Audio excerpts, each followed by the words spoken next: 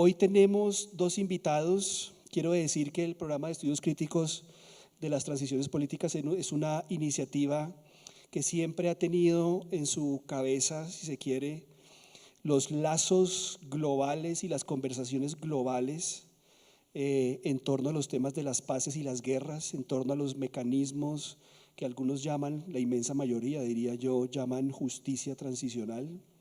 Y siempre hemos tenido un interés muy poderoso en estas conversaciones. Aquí han venido pues figuras de la talla de Mahmoud Mamdani hace años, han venido mucha gente y un enlace particular que yo tengo con el continente africano en particular. Hoy decidimos invitar Crystal Silverfox y voy a leer la biografía de ella también, en un intento también de hacer un puente que yo creo que quienes han estado en estos días han notado muy fuertemente en torno a las relaciones entre ciencias sociales y artes, en últimas tratando de decir que para poder hablar de los daños y de las heridas del territorio, las heridas del monte, las heridas de la naturaleza, necesitamos buscar, diría yo, unos lenguajes distintos y otras maneras de escuchar y de hablar. Y eso fue algo que intentamos también con la primera sesión de inauguración con Carolina y con Leonel, y cerramos hoy con Crystal, que también tiene un trabajo importante, y bueno, con Brian Phillips, que también va a estar comentando, y también voy a leer muy brevemente las biografías. La metodología de esto es muy sencilla. Yo los introduzco, le doy el micrófono a Crystal, ella hablará lo que tiene que decir y posteriormente Brian va a hacer algunos comentarios. Are you listening the translation? Yeah. Okay. Brian hará unos comentarios al final y posiblemente tengamos un tiempo para intercambiar algunas ideas acá también, y posteriormente se van a tomar una copa de vino y ahí seguiremos conversando de cosas diversas. Entonces quiero leer brevemente. Muchas gracias también por el tiempo, comenzamos un poquito tarde, pero bueno, voy a tratar de traducir que no vaya a sonar muy feo. Ay, maldición. Cuando necesite que las cosas funcionen, no funcionan. Crystal Silverfox es miembro de la nación, you have to teach me how to say this, de la nación Selkirk, del clan del lobo, y es una artista visual interdisciplinaria.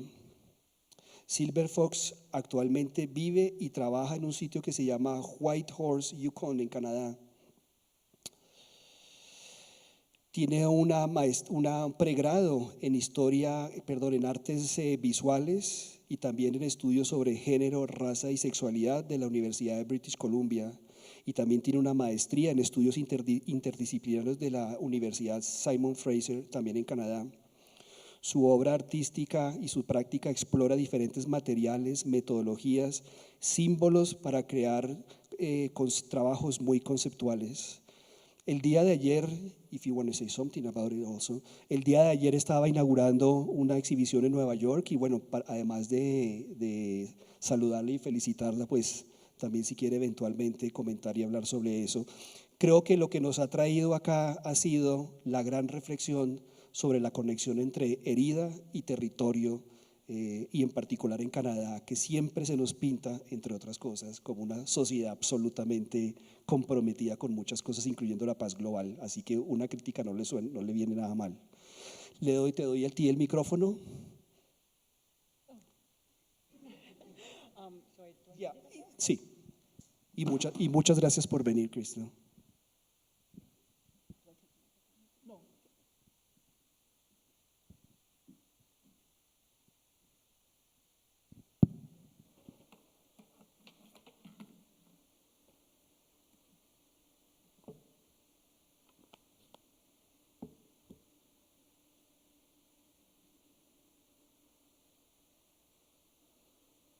Hello. Dinchi, Crystal Silverfox Ishi, Hudan Huchan Ishi, Uge Ishi. My name is Crystal Silverfox. I am a citizen of Selkirk First Nation, and I belong to the Wolf Clan. Thank you all for coming here today. Sorry, I'm a little out of breath because of the high altitude and nerves.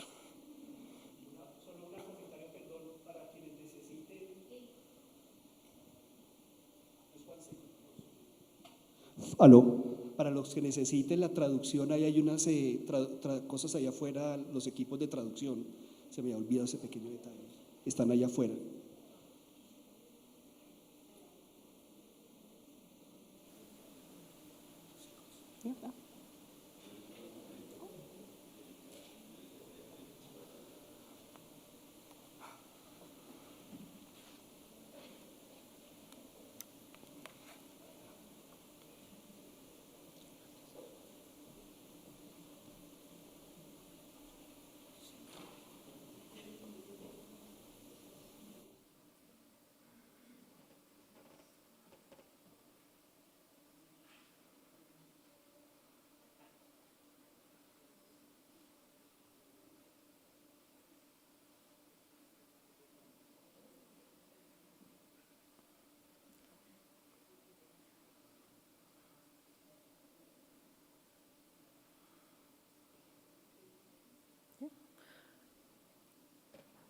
My name is Crystal Silverfox. I'm an interdisciplinary artist based on the traditional territories of the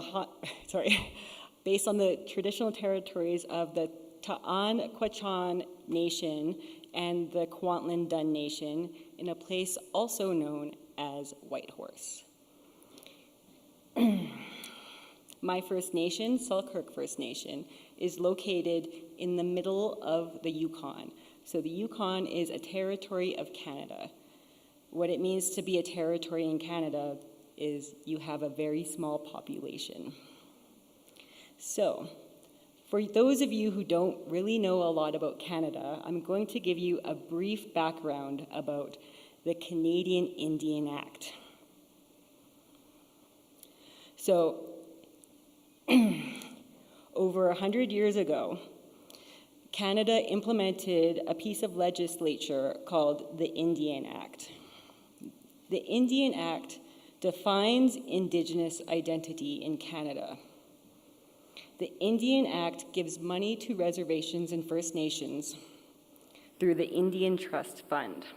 What the Indian Trust Fund is essentially Canada equates the land to a money, like an amount of money. So Canada says Canada has this much value based off of the resources in the land. So using that calculation of resources equaling money, that's how we have the Indian Trust Fund. So essentially thinking about Indigenous land as money. We also have, through the Indian Act, the reserve system. So what the reserve system does is it would take an Indigenous territory, which is quite large, and then shrink it down very small. It would be a community of Indigenous people who could not leave. They could not vote. They could not join the army. They could not go to school. And this all changed around 1950 to 1970. So this is essentially a history of the Indian Act. However, I would like to point out that Canada, the place that is so-called now Canada, is based off of treaties. So what treaties are is a contract between Indigenous peoples and the colonial state of Canada. And in these treaties, they would decide, sorry, I'm a little nervous now, I'm like, oh. Treaties, they would decide the relationship between the Indigenous people and the newcomers and how the land would be used and how people would interact with each other. However, most of Canada has no treaties. That is, most of Canada is stolen Indigenous land.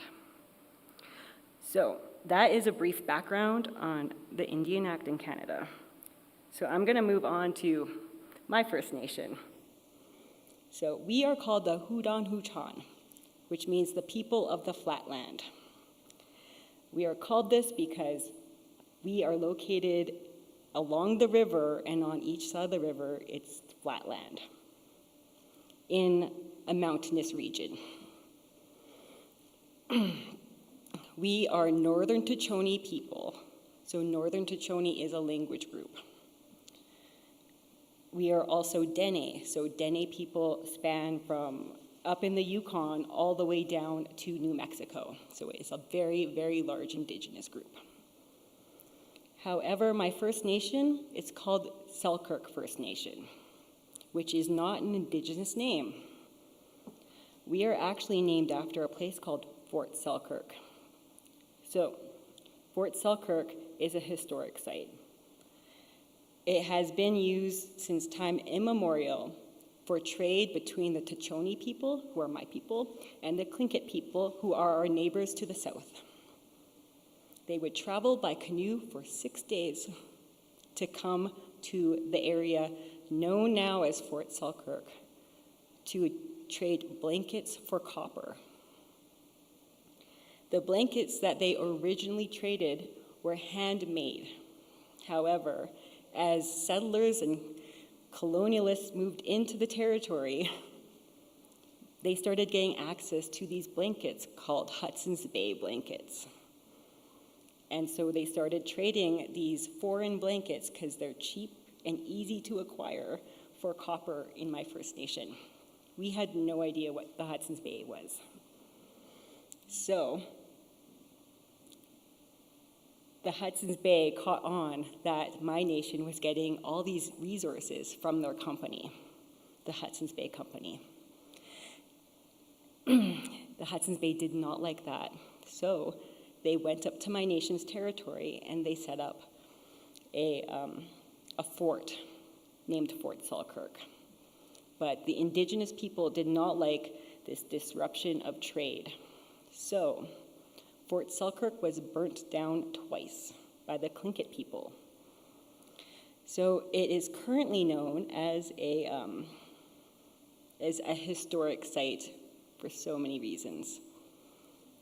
However, with my First Nation, we have something that we call Dooley Law, which is the native way. Dooley Law has 4 components: caring, sharing, teaching, and respect. So the way that we move through life, we think about these 4 pillars and try to include them in every part of our daily lives. So that means thinking about ourselves not as guests on the land, but thinking of ourselves as part of the land. We cannot be,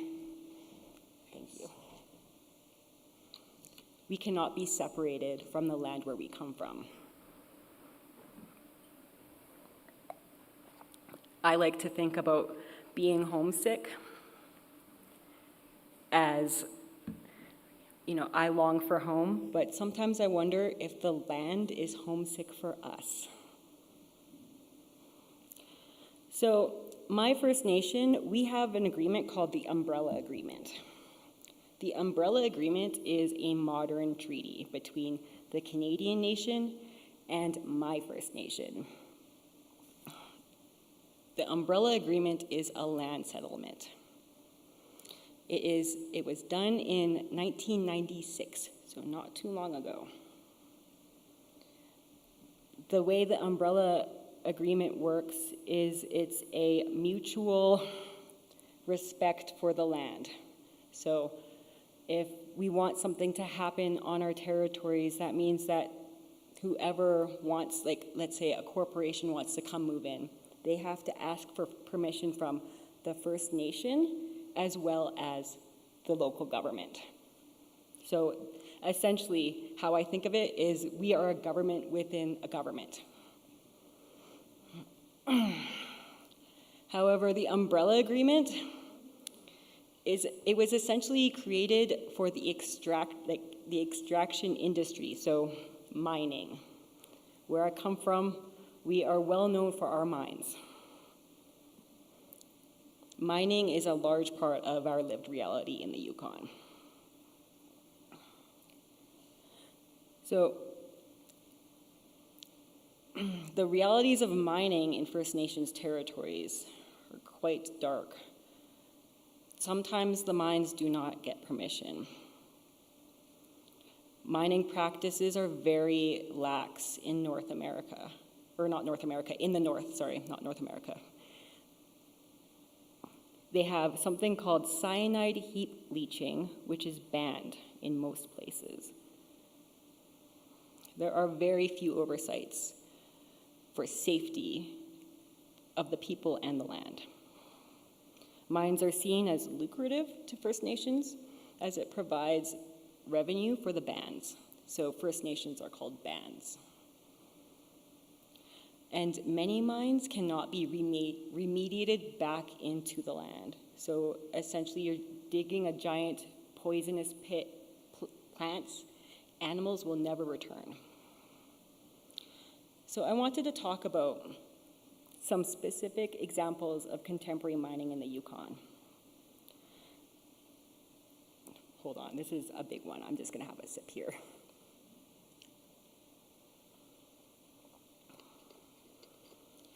In June 2024, so just a few months ago, the Eagle Gold Mine had a heap leach failure.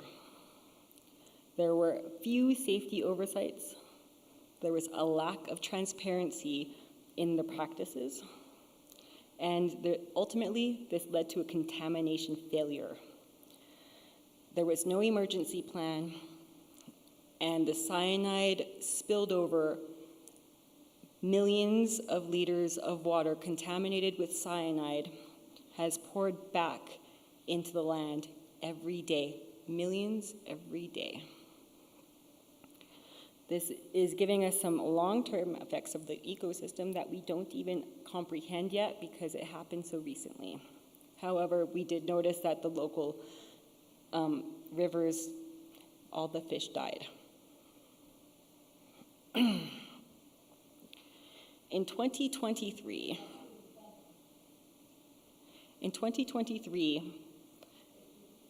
a mine called the Minto Mine closed. The closure was not planned. It suddenly happened. The mine had no remediation plans, so we forever have a giant poisonous hole in the ground. And the company owes the 3 First Nations whose lands they are on millions in royalties. The Yukon government had to take over. So this happened in 2023. However, one more. In 2017, we had the Coffee Gold Project. So I'll talk about this a little bit more in a bit. In 2019, Gold Corp begins mining on First Nations territories, so mining on my Selkirk First Nations lands without prior consent. The 3 First Nations got together and complained and had the mine shut down temporarily. However, this inspired me as a student at the time and an artist. So I was going to a school, Simon Fraser University, and I was in an art program in a building called Gold Corp Center for the Arts. Gold Corp,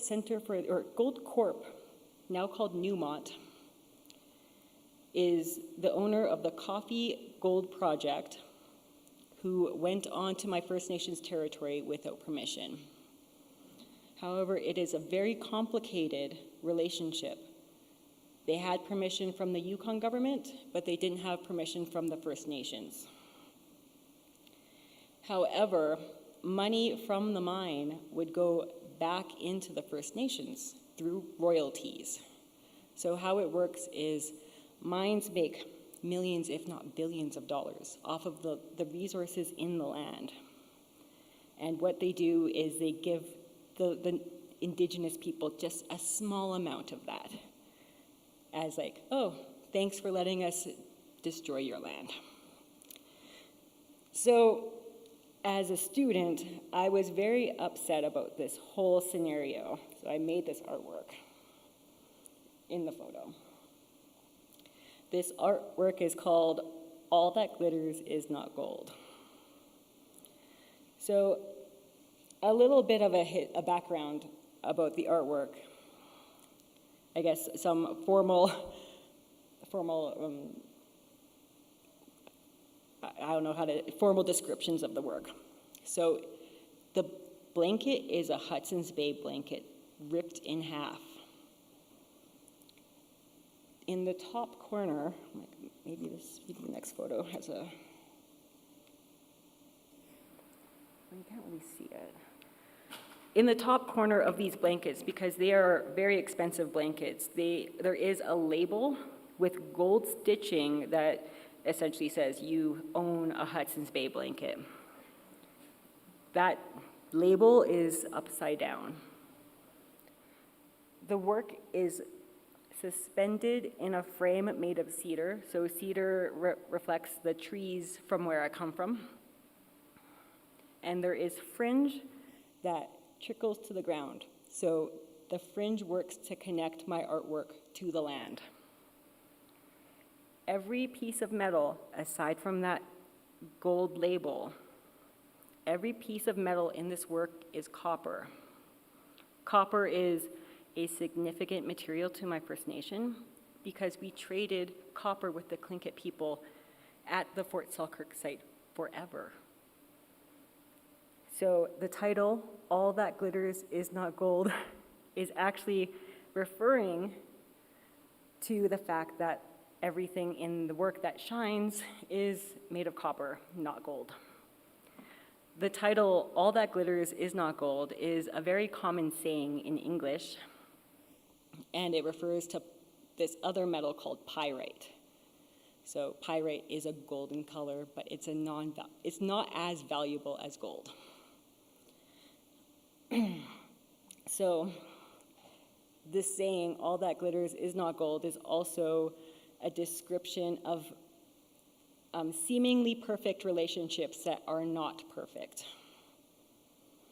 So thinking about mining in the north, "all that glitters is not gold" refers to the fact that mining is very dirty. So every material in this work has significance. The copper refers to my First Nation. On the ground in the photo are pennies, Canadian copper pennies. I believe around 2017, the Canadian government decided that they could not have pennies anymore. And the reason is really, really quite simple. 1 penny is 1 cent, but it costs 3 cents to make that 1 cent. So they don't want to spend the extra money to turn copper into pennies. So I have a large collection of these pennies on the ground, and the pennies, because they're made of copper, reference the extraction of copper from the land. I wanted this work to also connect to mining. So the pennies refer also to resource extraction from the land, but also the pennies refer to how much my First Nation gets in return for our land being decimated. So pennies on the dollar is also a saying, but I would say pennies on the millions. This artwork is currently on display at the National Gallery of Canada, which for me is mind-blowing. But this artwork is supposed to be a symbol of activism and protest. The pennies are thrown on the ground. So when you set it up, it's almost like an act of violence. The blanket is hung upside down to refer to unhappiness and poor relations. And then the title also refers to this. So this is probably my most well-known work. And I thought I wanted to talk about it during this conference. And here is another image of the work with a smaller piece of mine, the little red guy, which I didn't have any notes on, but just to quickly talk about that one, it's also a Hudson's Bay blanket, and it is also ripped. And that one is called Copper and Concrete, but it refers to urban indigenous life. So how do we connect to the land if we are in a city? And I like to think about concrete being part of the land. So this one is called Royal Teas. The artwork is a still life looking image that looks like a tea party outside. In the image, again, we have the copper pennies. Underneath the copper pennies, there are land use and territory maps. On top of the maps and the pennies, we have a teacup with fox fur in it. We have a cedar bracelet. We have an abalone shell. So abalone, cedar, copper, they are, to my First Nation, medicine. We also have sage, another medicine. And then wrapped in bundles are Hudson's Bay Company napkins. But this piece is very personal to me because I feel like it's a little bit of home. So the copper teapot belonged to my grandmother. The teacups themselves were from my sister's bachelorette, or not bachelorette party, my sister's, one of my sister's wedding gifts. Sorry, I don't know the word for this. The land use maps were gifted to me by my First Nation, which I can't see right now, but there's also an eagle feather in there somewhere, gifted to me by my uncle. So when I look at this piece, I think about home. In the background, we have cedars. So cedars are also considered a medicine. But the work refers to teas, so royal teas, thinking about colonial governments sitting at a table making decisions about territories they've never seen. Thinking about land use settlement between my First Nation and the Canadian nation. And also, the title plays with the concept of royalties. So royalties being the small amount of money that you get in a contract or deal. So my First Nation having these mines on our territory, we get a little bit of money back. So that's where the name comes from, but it's spelt royal and then tease, not like tea, but like you're teasing someone. And this work is meant to be cheeky. So to finish this up, Indigenous land rights are all about being a steward of the land. So that means taking care of it, not for ourselves, but for the next 7 generations. We need to recognize that there is a continued colonial and mutilation of Indigenous lands happening in the north via mining industries and extractive industries. I like to think that a picture can say 1,000 words. So that's why I'm an artist. I like to speak through my art rather than talking. So when I make art, it is a way to protest and speak about things that I don't usually get invited to talk about. I think it's really important, again, that we think about the 7-generation rule, which is an Indigenous rule.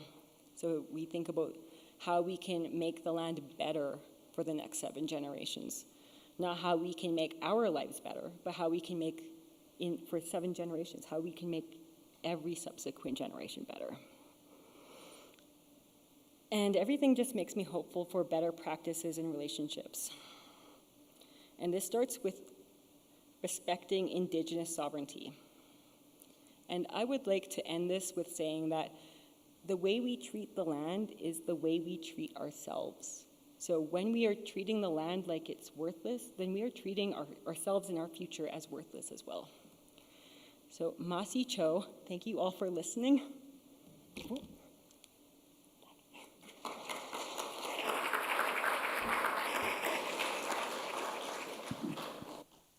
Thank you, Crystal. Pasamos ahora a... Ay, tengo que hablar la biografía de él también. Pasamos ahora a la breve intervención de Brian, que debe aparecer pronto en la imagen.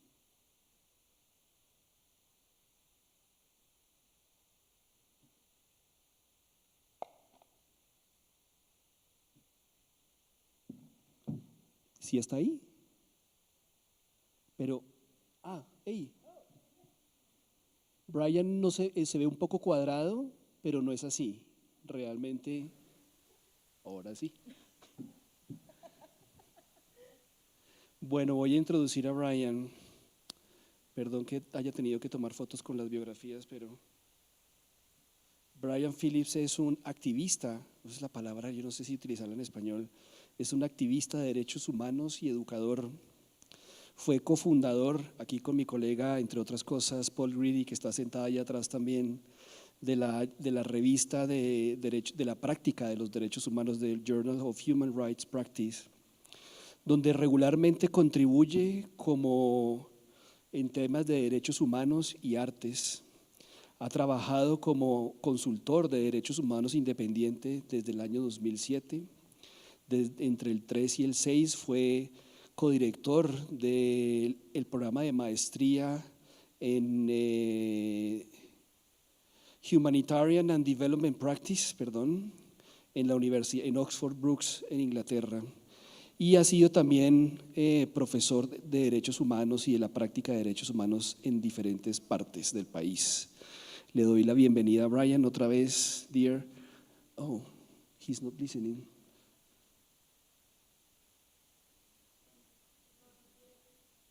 Sorry. Una de las cosas que me estresan más de estas conferencias es cuando hay que mezclar entre la presencia y la virtualidad. Ahora ahí está. No oye. Ok.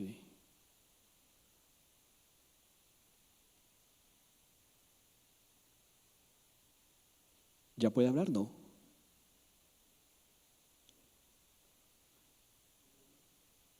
Tiene el micrófono cerrado.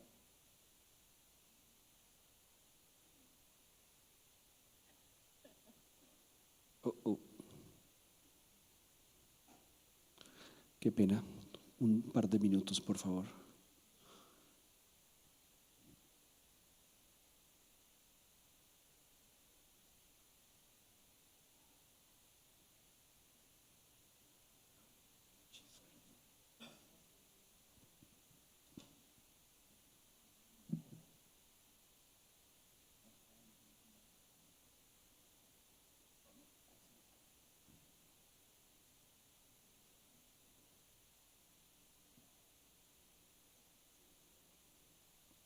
Aquí está. ¿Aló? No. I can't see you, but I can hear you. Okay. All right. So, gracias, Brian. Welcome here. We can listen to you finally. You have the microphone now. Well, thank you so much. Buenos días a todos. It's a huge pleasure to be with you and so wonderful to have been listening to this wonderful presentation from Crystal this afternoon. I'm so grateful to have had the chance to just listen again to Crystal talking about her work. Crystal was one of the first artists that I interviewed for our Art, Rights, Truth project back in 2023. And her work has been an enormous influence on the way in which our program of research and writing and events on Turtle Island, Canada, has taken shape. The ways in which Crystal's work engages with a whole range of contemporary issues in an amazingly imaginative and witty form, including issues of extractivism, debates about reconciliation, and relationship to place, has had a very, very deep impact on me personally and on the work we're doing in this project. And it's just a marvelous opportunity today to share some of that work and Crystal's insights with you. I'd like to use the next little bit of time before we open this out to a conversation with our audience there today, just to have a bit more conversation myself with Crystal, which is always a great pleasure. And again, the comments she's just brought to us have spurred lots and lots of questions and thoughts. But I wonder, Crystal, if we could perhaps start by talking a little bit about the ways in which your work, particularly All That Glitters, engages with a kind of irony. As you'd explained to me, the irony of being an art student from Selkirk First Nation, working on works like this, that is called the Goldcorp Center for the Arts. And of course, that reflects some of the complexities of the ways in which extractive industries are working on Indigenous lands and the kinds of relationships, sometimes conflictual relationships with Indigenous residents of those lands. And I just wonder if you might tell us a bit more about that, about some of those complexities involved in the mining industries as they're operating on Indigenous lands and presenting themselves very much publicly through public relations efforts as bringing great employment, prosperity to Indigenous communities. This, of course, is something that we're engaging with in the Art Rights Truth Project, and I just wonder if you could perhaps add a few comments on that to start. Yeah, so this is on, right? Yeah, okay. It is very complicated. So the way it works for my First Nation, so just to put it out there, Canada probably has hundreds of First Nations, and mine is just one, and we have our own laws and rules and ways of doing things. So what I'm saying can't be applied to all First Nations. So my First Nation, we have the umbrella agreement, so that means that my First Nation needs to be consulted. And then thinking about, let's say, going to school. So I couldn't actually go to school unless my First Nation supplied funding for me. So the funding came from the mine. So that's to me, that's just mind-blowing. But also, a lot of these mining industries, just to make this a little bit more clear about where I come from. So I live in the Yukon Territory. That's very close to Alaska, and we have a very small population of 40,000 people. We are so far north that it is, you can't have, let's say, live cattle to feed the people. You have to survive off of the land, or you have to have the food and resources shipped up from the south. So everything is very expensive, and a lot of people are in poverty, a lot. So when these mining industries come up to the north, they say that they're going to give us all of these amazing things. They're going to give us jobs and like security, which, you know, when you're really struggling, it means so much to get that helping hand. However, thinking of, about the possible repercussions, so cyanide containment failures, thinking about mines just randomly closing down and lots of people losing their jobs, but also thinking about the mining culture. So the way it works with mining is a lot of people who go up to the north, it's a temporary job. They only work in the summer, and then they have to go back to wherever they come from. A lot of them are like males, so they also bring a lot of, I guess, violence up north for people, and it is very unsettling. It has created this very volatile culture up north So on the one hand, we want to have the jobs and the job security and the money. However, we also don't want to lose our land. We don't want our women, children getting abused. And so it is just so complicated, because without these mines, I probably wouldn't even be talking here today, because it enabled me to do so many things that I wouldn't be able to do. So it is very complicated. I don't know, like, I hate the mines, but I also am very thankful that we do have these relationships. Well, thank you. Yeah, it's a relationship and a set of confrontations sometimes that I think a lot of people outside Turtle Island, Canada, really know anything about. So thank you very much for those comments.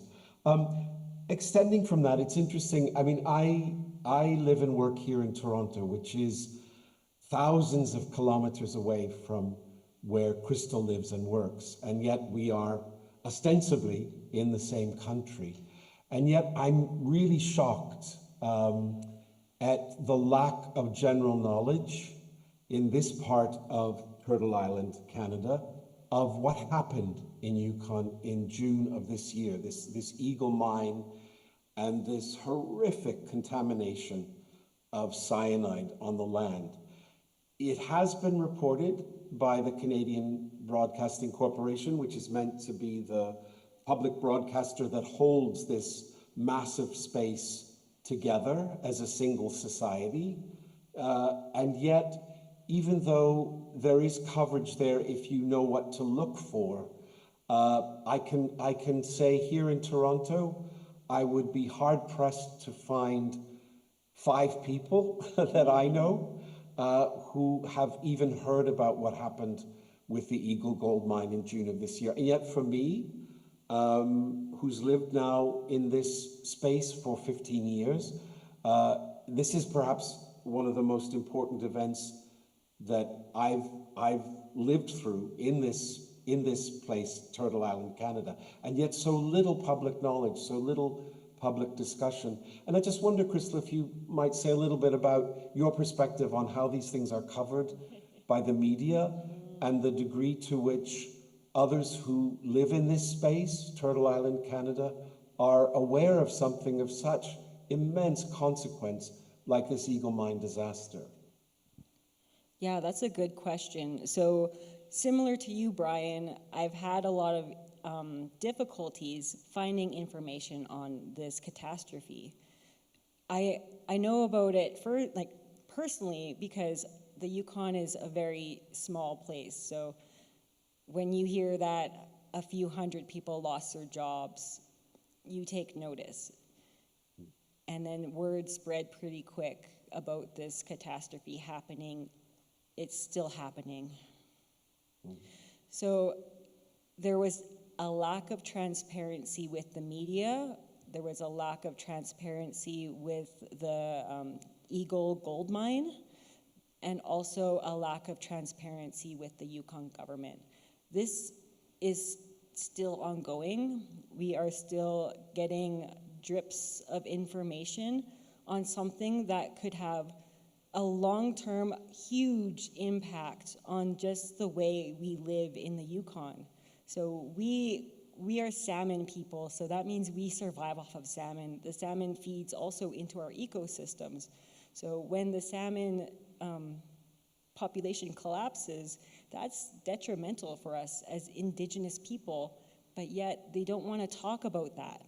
And every time they do talk about the effects of this mining catastrophe, they're really downplaying the actual results. So essentially, unless you live in the Yukon, you're not really going to hear a lot about it, and the government just wants to cover it up as much as possible. Yeah. No, I wish more people who lived in this space were shocked about it, but you know, the Toronto media has really covered this very, very little. So people in this part of Turtle Island, Canada, really don't have the opportunity to learn about what Crystal has shared with us here in this conversation today. An issue related to that I'd love to have some thoughts on from you, Crystal, is this buzzword, consultation. Anybody who's followed the process of so-called truth and reconciliation here in Turtle Island, Canada, will know that there's an awful lot of lip service paid to consultation with Indigenous peoples. But again, often this is a kind of public relations effort and isn't genuinely meaningful and doesn't really move toward an acknowledgement of sovereignty of Indigenous peoples. Already, I have picked up on a few concerns being expressed by Indigenous people in the Yukon about the degrees to which they will be consulted on even the first investigations of what happened in June 2023 with the Eagle Gold Mine. And I just wonder if you have anything on that, Crystal, you'd like to share with us on this buzzword, consultation, and how it's been devalued with overuse and is just a shorthand often for a kind of public relations effort. Yes, so I definitely agree that these consultations are essentially lip service by the Canadian government or the Yukon government to essentially push forward this idea that they have this good relationship with the Indigenous people, which I wouldn't really, I mean, there's a lot of room for improvement. So the chief of the Nacho-Nyack Dun First Nation in Mayo, their territory is predominantly where the cyanide spill happened. And the chief came forward very unhappy because this is detrimental to not only Nacho-Nyack Dun First Nation and my First Nation and Little Salmon Carmacks First Nation, so we are like a team of 3. It is detrimental to river streams downriver, different neighborhoods, different animal migrations, all sorts of things that we can't even comprehend. So the chief of Nacho-Nyack Dun came forward and asked for all mines to cease. Shut down all of the mines because we don't want this anymore.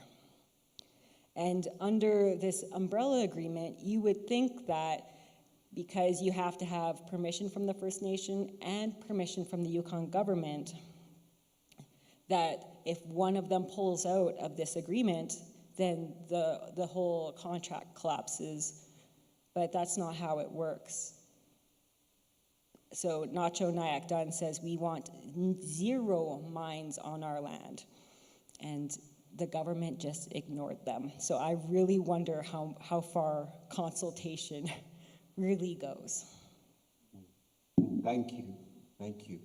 One of the things we're really hoping to do with this Art Rights Truth project is give a greater global profile to artists who are engaging with issues around extractivism in brilliant and imaginative ways, as Crystal is doing.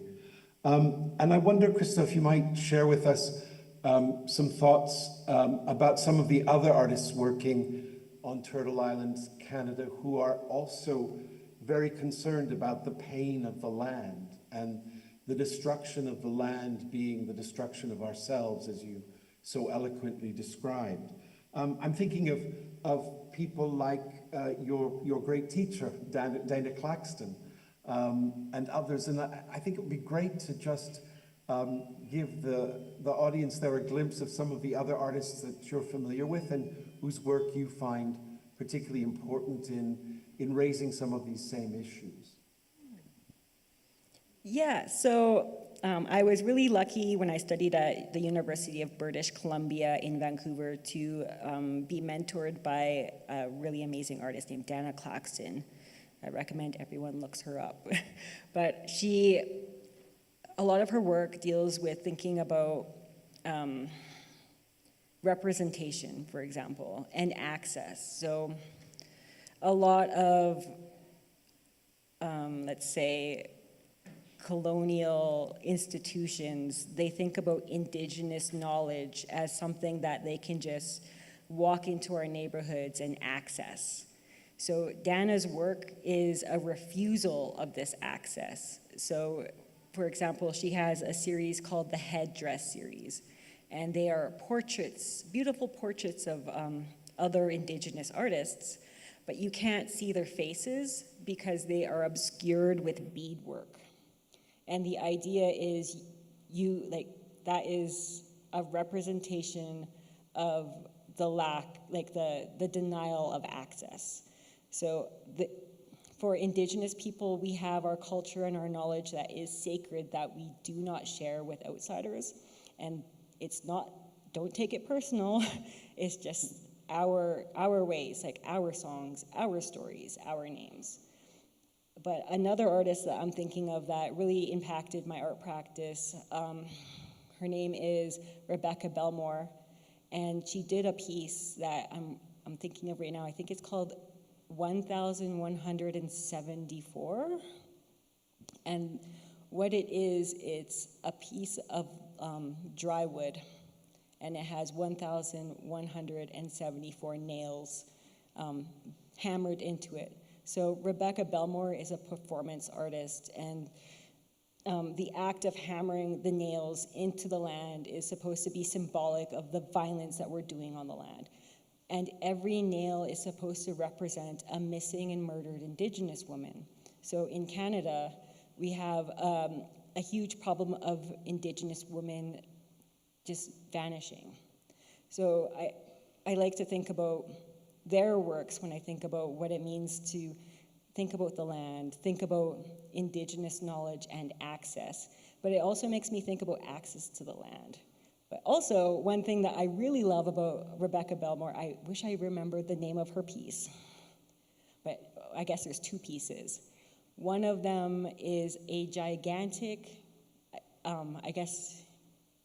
megaphone made of organic materials.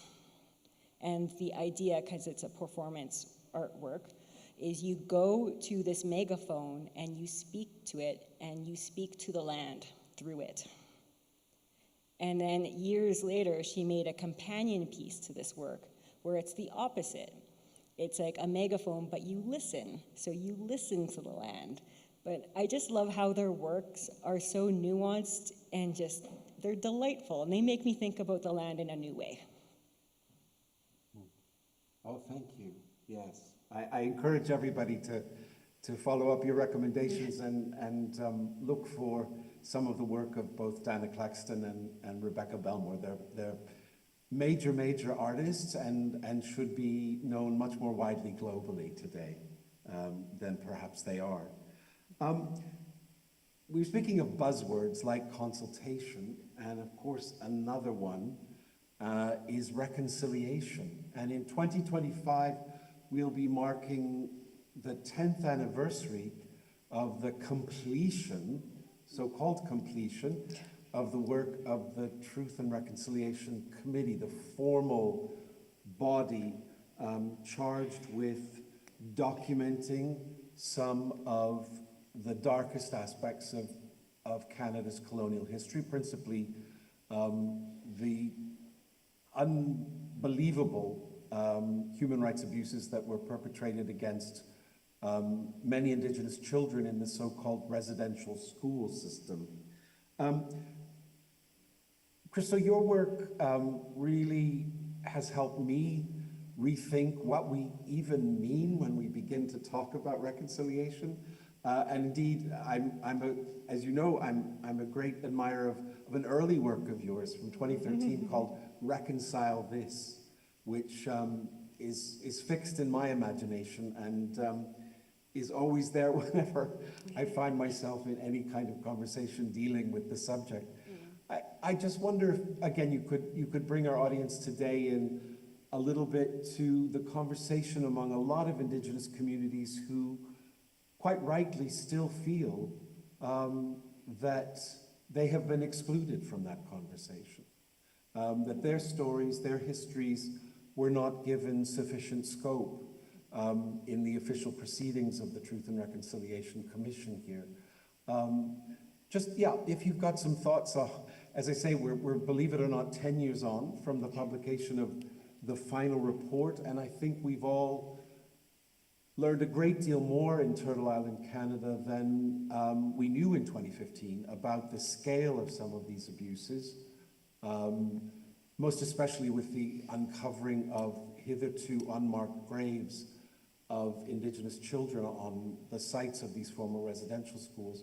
But I just thought it'd be helpful for our audience there today to have a few perspectives from you on where we are with that conversation and how you feel about that personally and as an artist.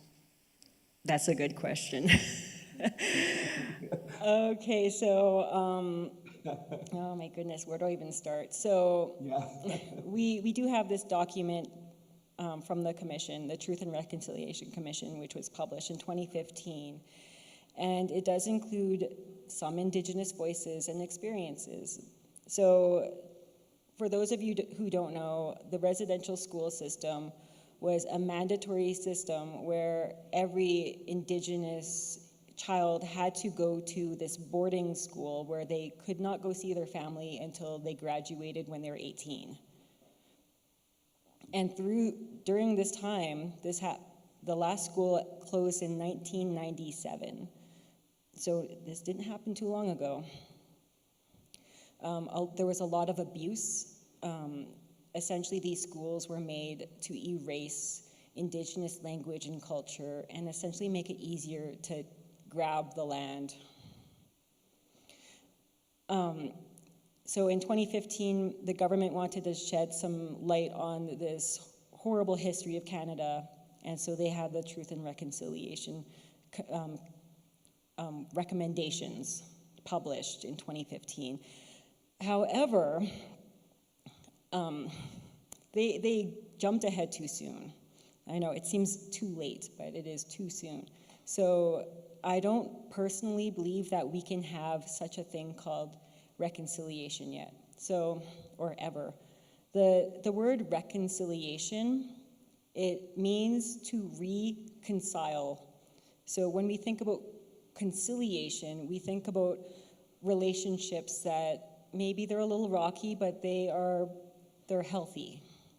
And reconciliation is essentially them wanting to say, hey, we want to return to this prior relationship before we ruined everything. So I think it's impossible. So how do you reconcile lost language? How do you reconcile lost land? How do you reconcile lost children and family members? It's impossible. The problem was they jumped to reconciliation without getting to the truth first. So with residential schools, a lot of the schools actually had very heavy documentation about all of the students at the schools. Documentation from the government, documentation from whichever church ran the residential school. These documents have yet to be released. In 2021, the Kamloops Indian Residential School found 250 anomalies in the land which turned out to be graves of children. So this is 2021, not too long ago. And yet they want to talk about reconciliation, but they haven't even found the truth of how many children have been disappeared. So I really hate this idea of reconciliation right now. I don't think we can ever get to it. I think it's going to have to be reimagined as future relations in a different way. I think reconciliation focuses too much on the past, and it frames these atrocities as being 100 years ago rather than like 30 years ago, or maybe 3 years ago. So for me, we're not there yet. I don't know if we'll ever get there. I'm still waiting for the truth to come out first. So I feel like reconciliation is much a buzzword in Canada, and to me it doesn't mean a lot because, yeah, they haven't done the work yet. Thank you. thank you. I'd just like to recommend to our audience another, I think, extraordinary and very powerful work of art by the Anishinaabe artist Barry Ace, who has a website where you can look at images of this work. And the title of the work, I just wanted to put this to you, is Now That I Know the Truth, How Can I Reconcile? Which is his own take on where we are at the moment.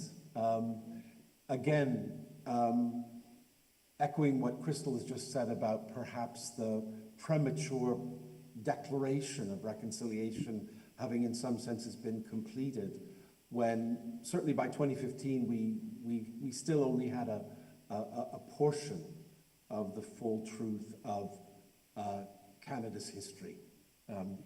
But do look up that work. That's just another example, I think, of the way in which contemporary artists here are engaging with and critiquing the truth and reconciliation agenda. Crystal, I was so pleased when you mentioned that word reimagining, because you've taught me a great deal about a very exciting strand of contemporary art making, which is called Indigenous Futurism. And I just wonder if you could tell us a little bit about how you understand that idea of Indigenous Futurism and how it informs your practice as an artist today and perhaps in the future. Ooh, okay, that's actually a tough question. But, I'm sorry. No, it's good. Forgive me. So, Indigenous Futurism it's a big movement, but the idea is that Indigenous people are contemporary people. We're not always doing traditional things. We use, like, let's say, acrylic paints, which weren't invented until the 70s. So we are contemporary people like everybody else. And so Indigenous Futurism is a way to imagine what the future is going to be like. So personally, I believe that we have to write our own futures.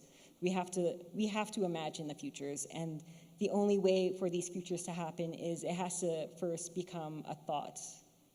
So we can't just keep focusing on trauma and pain and thinking that things will get better. We have to actually focus on healing as a way to get better. So Indigenous Futurism is a way to think about the future as in a very, like, a positive way of thinking of the future. So how I do it with my own practice is I like to think about the stories of my First Nation and how I can translate these stories using new materials and mediums. So I have a work right now called Connections.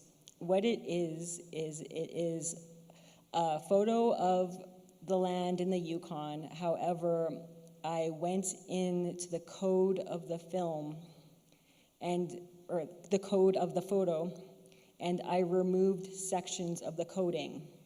So the idea of the missing coding, it's supposed to reference the fact that I am missing pieces of my culture, through the residential school system, through the Indian Act. So how do I connect with the land if I don't have all the information? But the funny thing about this project is there is still an image. So even though there's pieces of code missing from the image and it's distorted, you can still tell what it is. So I like to think about that project as being a symbol of Indigenous futurity. So how we can use these new materials to convey stories in a more complicated and nuanced way. Yeah. Well, thank you. Just got one more question before we open this up to the audience, who I hope will come to us with all sorts of thoughts and perspectives. I thought it'd also be useful just to share with people a few perspectives on something which has been a very big issue here in the art world, which is the so-called decolonization of museums and exhibition spaces in Turtle Island, Canada. Some of that has been made very real by Indigenous curators working with major institutions. But again, there's always the risk of a certain amount of window dressing or public relations in major art institutions talking about what they mean by decolonization of that particular institution. Just what if you could perhaps share a few perspectives on that process and where you see that now? Crystal, thanks. Yeah, so Indigenous artists in Canada, they think about gallery spaces as the white cube. So you go inside the space, there's no windows, it is just 4 walls that are plain and white. So when we bring our work into these spaces, they're very colonial spaces. These aren't traditional First Nations art spaces. For Indigenous people, we wore our art on us. We carried it with us. We made art on the land, part of the land. So now it's essentially, if you're an artist, you have to fit your work into these spaces, these white gallery spaces. And it doesn't really make a lot of sense, especially if your work is focused on, let's say, materials being alive. So it turns something very dynamic into something static. And all these institutions, they want to decolonize these spaces, but it's like, how do you decolonize a space that essentially is all about imperialism? I'm not so sure. Maybe, I think when it comes down to it, the core is you have to be thinking about the site, the land you're on, the relationship to the local First Nations, and how it's done. It can't be just like a gallery plopped somewhere and you think that, oh yeah, if I just have Indigenous people coming in, that means I'm decolonizing.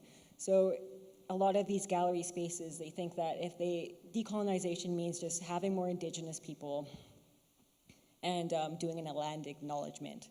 But I feel like it's way more nuanced. Like, we need to have like Indigenous architecture to like really shine light on Indigenous artwork, to really put it in the right context. So, for example, I'm thinking about the Museum of Anthropology in Vancouver. It's on the Musqueam territories. It's a beautiful site, filled with gorgeous artwork. They have these masks, you can move them. They're like bird masks, like they talk. And how they would work is you would wear the mask into a potlatch and you would activate it. However, in the Museum of Anthropology, they have the masks, but they have to tape the beak together, and the beak never opens. And it sits there, it doesn't move. But for us Indigenous people, our art is alive. So essentially it's not doing a good service to the mask when it's like it can't be used in the way it's meant to be used. I'm really interested in the future of decolonizing art spaces, so let's hope something good happens. Indeed. And Crystal, I can't thank you enough for this. As ever, it's always such a pleasure to talk with you and to learn from you. And indeed, I always feel those 4 pillars of Dooley Law: caring, sharing, teaching, and respect. And I'm sure that our audience there today has really felt what that means too. I just want to recommend too to everybody that you look at the website of the Diana Gallery in New York City. As I think has been mentioned, Crystal has come to Bogota directly from the opening of a show there exhibiting some of her work. And you can see at least, I hope, 1 or 2 images now of what I think is a really major work that Crystal has recently produced called Raven Light. It's absolutely beautiful. You need to read about the thinking behind it and the representations you're engaging with, and it will change you. And please don't miss that. It's a very, very wonderful new piece. And congratulations, Crystal, on the show in New York. Thank you so much. Great. Alejandro, I turn things back to you to be the host of our questions from the audience. And indeed, if you have any questions, Ale. Ok. Pues primero que todo, agradecerle al público valientemente un viernes a las 4 de la tarde, todavía sentados acá. Sorry, Brian, pero la propuesta es seguir la conversación con una copa de vino y ampliarla más bien hacia otros rangos y otras cosas distintas. Quiero agradecerle mucho a Crystal la presentación, a Brian, tus comentarios también. Habría muchísimas cosas que decir. Algunos que me conocen saben perfectamente, por ejemplo, de la crítica que he hecho al concepto de reconciliación. Habría una gran reflexión sobre, en mis propias palabras, eso que uno llamaría la imaginación social del porvenir, algo similar a de future indigenisms, etc. Y habría mucho que decir sobre las visiones extractivistas. Me quedo con preguntas, pero en general quiero agradecerles a todos y todas la presencia el día de hoy y el día de ayer para quienes estuvieron también, y los invitamos realmente a continuar aquí en la conversa con la copa de vino a unas maravillosas casi 4 de la tarde, un viernes en Bogotá, antes de nuestro gran trancón de las 5 de la tarde. Muchas gracias y nos vemos en el vino.